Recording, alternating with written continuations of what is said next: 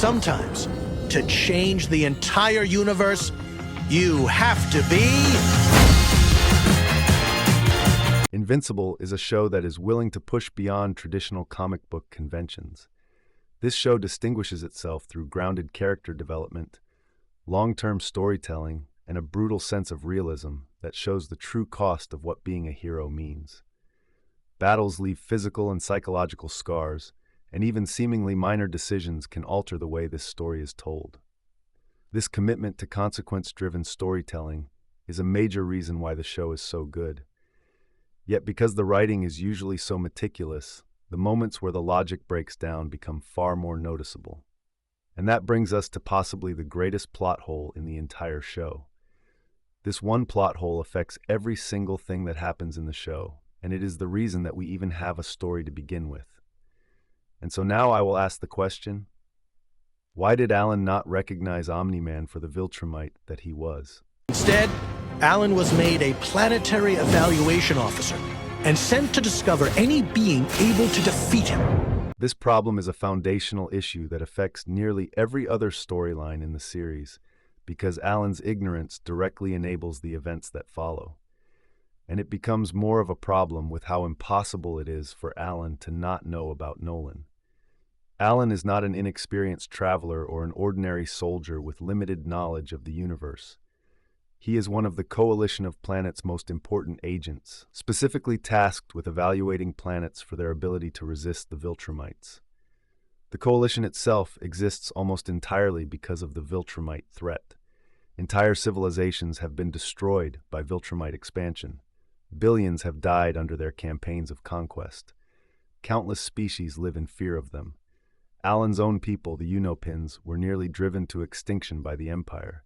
In response, the Unopins literally engineered Alan through selective breeding programs to create a warrior capable of opposing Viltrumites physically. The Unopins that died never knew who their conquerors were. The ones that lived quickly learned the name Viltrumite. That the breeding camps were also a genetic enhancement program designed to breed a soldier that could defeat a Viltrumite. I'm an evaluation officer for the Coalition of Planets. Alan's very existence is tied directly to anti-Viltrumite resistance. This is what makes his lack of knowledge so severe. Alan should know more about Viltrumites than almost anyone else in the galaxy. He has fought them before. He lost to them.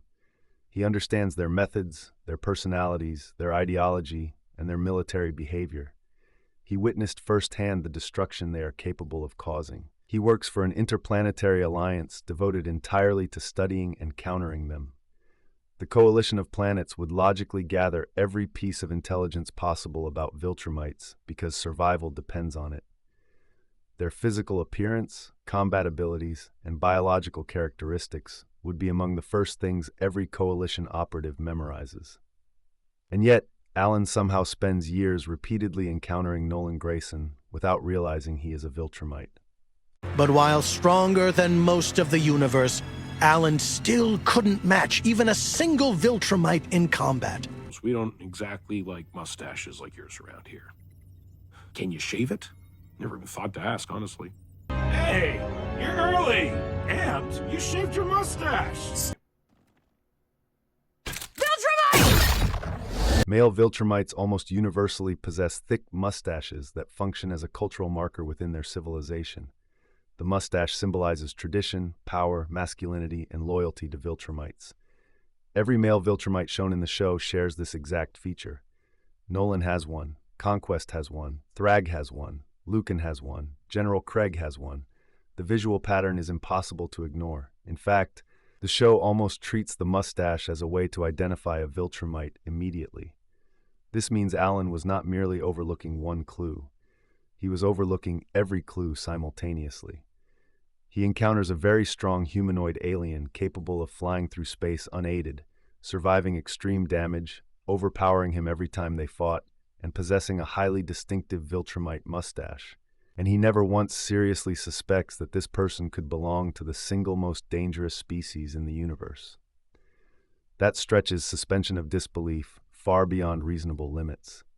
You will tell us everything about your encounter with the Viltrumite of Earth. Father, which one was he again? You Biclops all kind of look the same to me. Did you get a haircut? You trim your mustache? Did you style your mustache? Get up! We need to see Thetis immediately. Did that person have a mustache? The explanation that Alan believed he was visiting another planet instead of Earth does not fix the problem either. In reality, it actually makes the issue worse. Confusing Earth with another planet might explain why Alan initially arrived there accidentally, but it does absolutely nothing to explain why he continued failing to identify Nolan afterward. Once Alan physically confronted Omni-Man, the mistaken planet designation should have become irrelevant. Alan's mission was to evaluate planetary defenses against threats, especially Viltrumites. If the strongest defender of the planet was himself a Viltrumite, then the evaluation should have ended immediately. At that point, Alan should have realized that either the planet was already conquered, the Viltrumites had stationed an agent there, or the world was under covert infiltration. Any of these conclusions would have been massively important intelligence. From the sounds of it, I'm the one who should be apologizing. If I'd checked my orders properly, I would have seen that Earth was flagged for Viltrumite takeover. Hey, request from Urath for evaluation. Urath? This is Earth! Earth is off limits. There's a Viltrumite living on your planet. Alan should have taken this knowledge and immediately returned to the Coalition and informed them that a Viltrumite operative was active on the planet he had been visiting. Instead, he keeps returning casually as though nothing about Nolan's existence is suspicious. This becomes even more difficult to justify because Alan is shown elsewhere to be highly perceptive and knowledgeable. Once Mark explains the situation to him later, Alan instantly understands the significance of Nolan abandoning Earth. He immediately recognizes how unusual that behavior is, because Viltrumites are famously relentless. They do not quit missions. They do not surrender territory voluntarily. Alan's understanding of Viltrumite psychology is extremely advanced, but if Alan is truly such an expert, then his earlier ignorance becomes almost impossible to defend logically. Alan's ignorance therefore feels less like human error and more like artificial narrative blindness created solely to move the story. Your dad tried to take over the planet, but then left? That is super weird for a Viltrumite. They don't just give up. Alan was supposed to be keeping tabs on the planet Urath. His mistake led him to Mark Grayson. Viltrumite abandoning their post. It's insane. It just doesn't happen. This could be the advantage we've been looking for. The consequences of this oversight are enormous, because Alan's failure to recognize Nolan becomes the foundation for major future events. When Alan eventually returns to Earth after Omni-Man's departure, he informs Invincible that Earth has been designated for Viltrumite takeover. During this conversation, Alan discovers something shocking. Nolan left the planet without completing his mission. This single discovery eventually leads Alan to seek out Nolan personally. Instead of viewing him purely as an enemy, Alan begins seeing him as a potential ally against the Empire. Their eventual partnership becomes one of the most important developments in the entire storyline. Nolan reveals vital information about the Empire's weakness, including the devastating truth that fewer than 50 pure-blooded Viltrumites remain alive after the Scourge virus nearly annihilated their species. That information is the catalyst that was needed to bring the Coalition to fight the Viltrumites. 50? That cannot be true. It's true. That is how many Viltrumites remain.